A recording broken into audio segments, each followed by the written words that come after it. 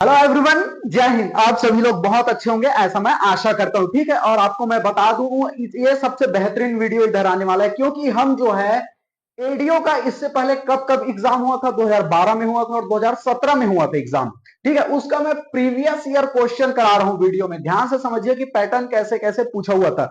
मैं महत्वपूर्ण बात आपको बता देता हूं। ठीक है, 2012 में हुआ था 150 नंबर का, 2017 में हुआ था 150 नंबर का। क्लियर हो गया बातें? तो आपको ध्यान में रखना है, जैसे कि 2012 और 2017 में जब इनके पेपर हुए तो हिंदी से 30 नंबर के पूछे गए थे, पंचायती राज से 30 नंबर के पूछे गए थे, संविधान यानी कि जीएस पोर्शन से अगर देखा जाए तो 30 नंबर के पूछे गए थे, ग्रामीण विकास से 30, आजीविका से 30, ऐसे करके 5 भागों में डिवाइड करके 33 नंबर 150 पूछे गए थे। ठीक है, तो आज इस वीडियो में हम देखेंगे 2012 और 2017 में पंचायती राज से जो जो क्वेश्चन पूछे गए थे उसको देखेंगे। अगले वीडियो में 2012 और 2017 में जैसे हिंदी से 2012 और 2017 में कौन कौन से क्वेश्चन हिंदी से पूछे गए थे उसको देखेंगे। या जीएस से जो है 2012 और 2017 में कितने कैसे कैसे क्वेश्चन पूछे गए थे उसको देखेंगे। यानी 2012 और 2017 का अगर हिंदी है तो 2012-17 का एक साथ रहेगा, अगर कॉन्स्टिट्यूशन का है तो एक साथ रहेगा, जैसे पंचायती राज का 2012-2017 का एक साथ देखेंगे। क्लियर हो गया बातें? वीडियो क्या है, कैसे है, बहुत महत्वपूर्ण आपसे कैसे क्वेश्चन पूछे गए थे 2012-17 में उसको हम देख लेते हैं। प्रीवियस ईयर देखना बहुत जरूरी है। चलिए देखते हैं, यहां पर देख लिख दिया मैंने एडीओ का 2000 प्रीवियस ईयर क्वेश्चन। ठीक है, 2012 का और 2017 का। ठीक है, किसका देख रहे हैं? पंचायती राज का देखेंगे। चलिए क्वेश्चन को स्टार्ट करते हैं, क्योंकि सीधी बात नो बकवास। पहला क्वेश्चन है, ग्राम पंचायत द्वारा जरूरतमंद व्यक्तियों को निःशुल्क खाद्यान्न की व्यवस्था करने का प्रावधान इस राज्य के पंचायत अधिनियम 1993 में किस वर्ष संशोधन कर शामिल किया गया है? यह क्वेश्चन पूछा हुआ था। ठीक है, तो इसका सही आंसर आएगा ऑप्शन सी 2004। जनपद पंचायत पर नियंत्रण कौन करता है?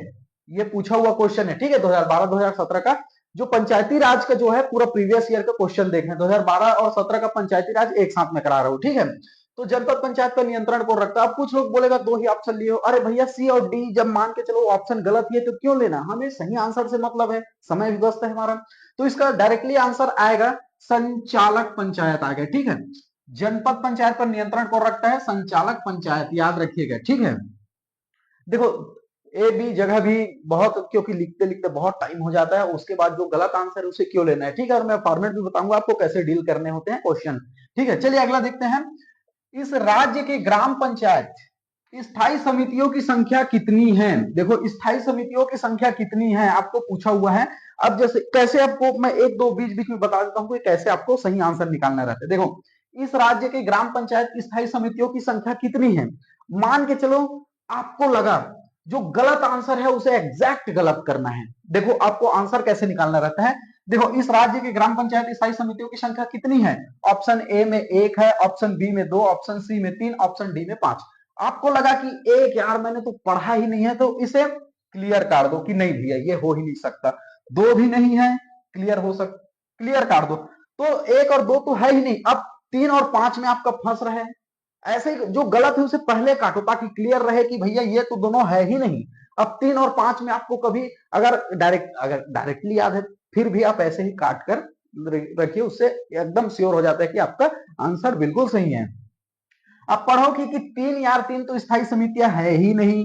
देखो हमारा बच कौन गया? 5। ऐसे जो है पता भी है फिर भी लास्ट में ऐसे लो और इसको सही टिक कर लो। ऐसे जो है मल्टीपल ऑप्शन में आपको आंसर निकालना होता है। अब श्योर हो गए, देखो 1 तो है ही नहीं, 2 तो बिल्कुल नहीं है, 3 भी नहीं है, अब बचा कौन? 5। ऐसे निकालना है। लास्ट बढ़ते हैं। त्रिस्तरीय पंचायत राज्य के 3 स्तरों में कौन सा एक स्तर? देखो, त्रिस्तरीय पंचायती राज के स्तर में कौन एक स्तर नहीं है पूछ रहा है, ये नहीं है पूछ रहा है। और भैया सबको पता है कि जिला पंचायत, जनपद पंचायत और ग्राम पंचायत, यही तो त्रिस्तरीय है ना, ग्राम पंचायत, जनपद पंचायत, जिला पंचायत। लेकिन कौन एक स्तर नहीं है पूछ रहा है। अब देखो इसको कैसे फंसाना है। देखो, त्रिस्तरीय पंचायती राज के 3 स्तरों में कौन सा एक स्तर नहीं है? हमें पता है कि ग्राम पंचायत, जनपद पंचायत, जिला पंचायत तीनों स्तर हैं, लेकिन एक स्तर नहीं है बोल रहा है। देखो, तो ये आंसर तो कर जाएगा, क्योंकि भाई अगर कौन कौन से स्तर है पूछता तो ये आता है। जनपद पंचायत तो इसका आंसर हो ही नहीं सकता, ग्राम पंचायत हो ही नहीं सकता, ऐसे काटना है। क्योंकि ये तीनों स्तर हैं, लेकिन कौन सा स्तर नहीं है पूछ रहे तो भैया ग्राम सभा। ऐसे आपको लास्ट में आंसर लेना है। देखो काटने के बाद आप श्योर हो जाते हो कि भैया ये तो आंसर है नहीं, अब यही बस मेरा आंसर है। ठीक है, देखो डिजिटल बोर्ड नहीं है तो थोड़ा बहुत दिक्कत लगता है, अकेले स्टाफ हैं, जॉब वाला आदमी हूं मैं, जॉब अलग चलता रहता है, फिर भी आपको लोगों के लिए वीडियो कंटिन्यू लाता रहता हूं मैं।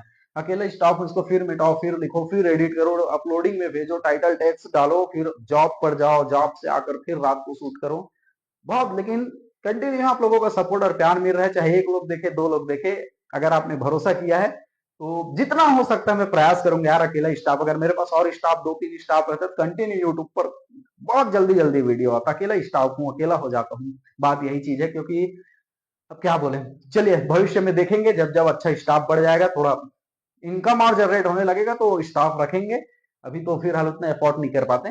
ठीक है, चलिए अगला देखते हैं, पांचवा क्वेश्चन। जिला पंचायत के अध्यक्ष को उसके पद से कैसे हटाया जा सकता है? देखो ये क्वेश्चन पूछा हुआ था क्योंकि 2012-2017 का हम पंचायती राज में जितने भी क्वेश्चन पूछे गए थे उसको देख रहे हैं। जिला पंचायत के अध्यक्ष को उसके पद से कैसे हटाया जा सकता है? ठीक है, ऑप्शन ए देखा, ऑप्शन ए पूछा गया था, 3/4 बहुमत से पारित अविश्वास प्रस्ताव द्वारा हटा सकते हैं। ऑप्शन बी साधारण बहुमत से पारित करके अविश्वास प्रस्ताव द्वारा, और ऑप्शन नंबर सी है 2/3 बहुमत से पारित कर अविश्वास प्रस्ताव द्वारा। ऑप्शन डी है इसमें से कोई नहीं, तो इनमें से डी, इनमें से कोई नहीं इसका सही आंसर आएगा। क्लियर हो गया, चलिए आगे बढ़ते हैं। फास्ट देखते हैं अगला क्वेश्चन कौन सा है।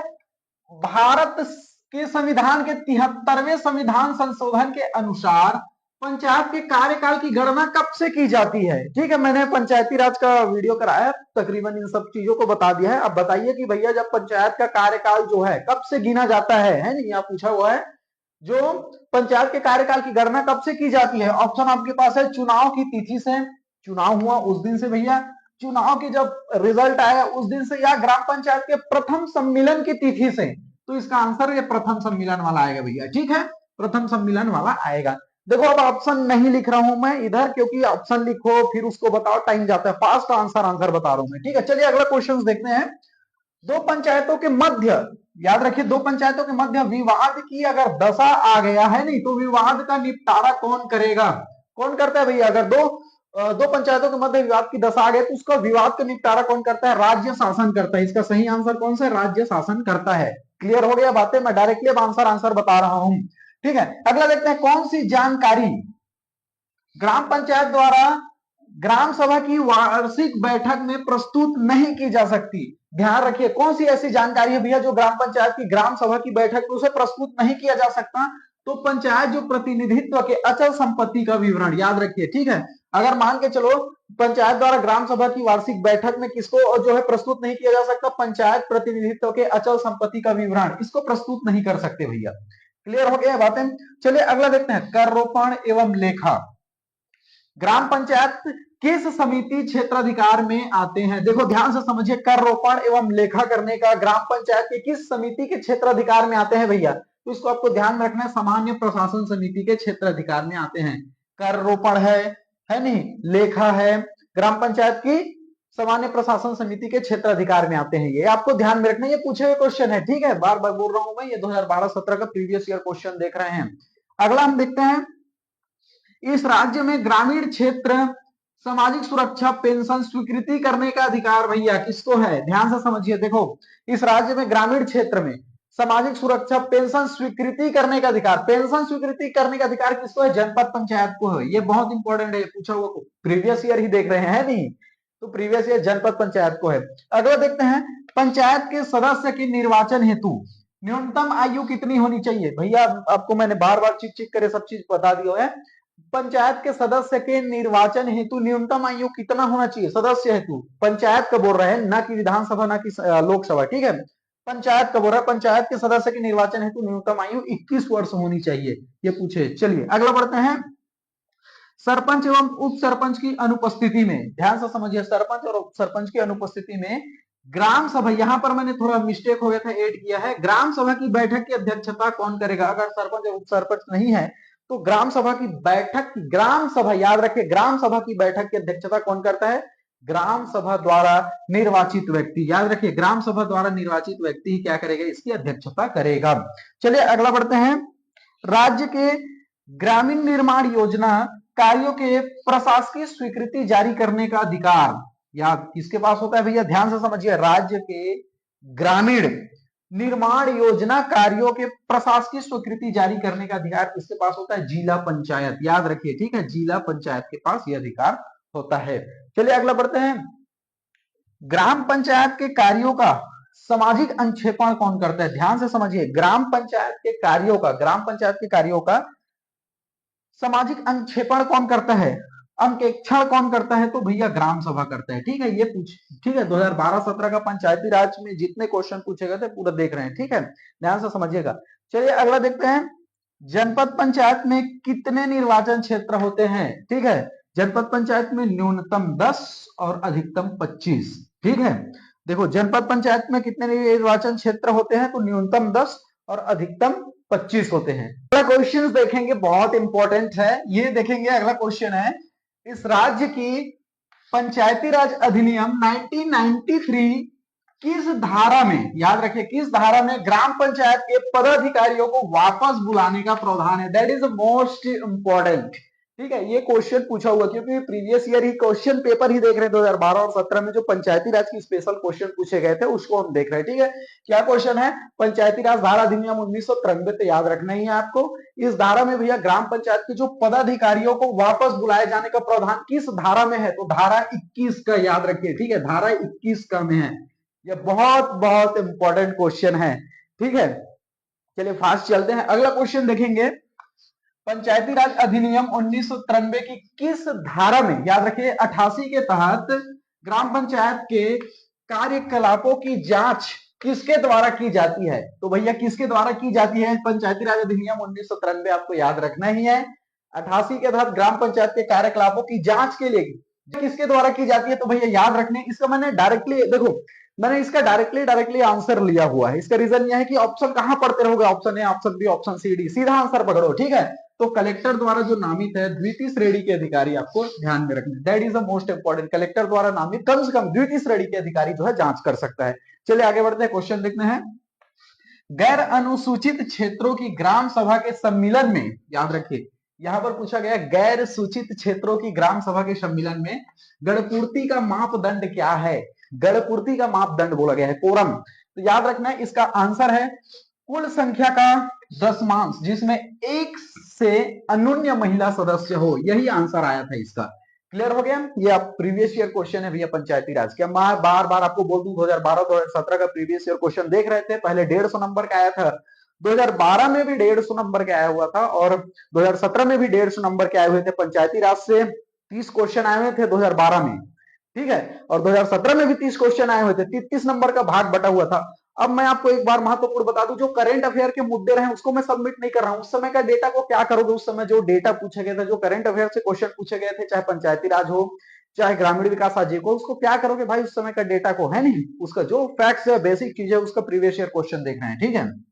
अगला देखते हैं, इस राज्य के पंचायती राज अधिनियम 1993 के अनुसार किसका प्रत्यक्ष निर्वाचन नहीं होता है, देखो भैया पंचायती राज धारा अधिनियम 1993 के अनुसार किसका प्रत्यक्ष निर्वाचन नहीं होता है, प्रत्यक्ष निर्वाचन नहीं होता है, मैंने एक बार फिर से बताने के लिए जो इसका ऑप्शन ले लिया है, ठीक है, किसका प्रत्यक्ष निर्वाचन नहीं होता है पूछा, देखो सरपंच का तो प्रत्यक्ष निर्वाचन होता है, इसको काटिए, आंसर तो आएगा नहीं क्योंकि प्रत्यक्ष निर्वाचन नहीं होता है, पूछिए, उसके बाद अब देखिए आपको कैसे आंसर निकालना है, पंच का भी डायरेक्टली होता है भैया, प्रत्यक्ष निर्वाचन होता है, इसका भी आंसर नहीं आएगा, अब शेयर कीजिए, अपने आंसर को ऐसे टिक लगाना रहता है, जनपद पंचायत का सदस्य इसका भी प्रत्यक्ष होता है, नहीं होता है प्रत्यक्ष, ऐसा क्वेश्चन में पूछा भैया उप सरपंच, तो ऐसे आपको हमेशा कोई भी कॉम्पिटेटिव एग्जाम दिलाओ तो आप जो ऑप्शन जो गलत है एग्जैक्ट उसको गलत कीजिए, लास्ट में जो बचा आपका 100% वही सही आंसर होगा, क्योंकि एक एक नंबर बहुत लोगों से आगे पीछे आपको कर देता है।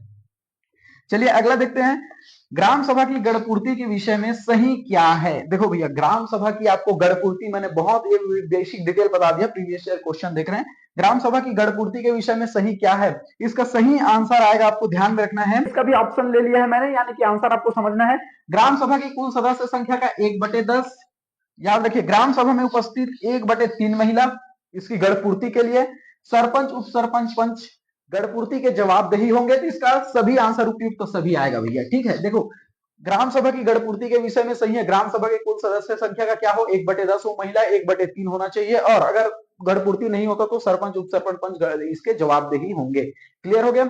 चलिए अगला बढ़ते हैं। पंचायती राज अधिनियम में कितनी धाराएं, अध्याय और अनुसूचियां हैं? ये बहुत इंपॉर्टेंट क्वेश्चन है। पंचायती राज धारा अधिनियम में कितनी धाराएं हैं भैया?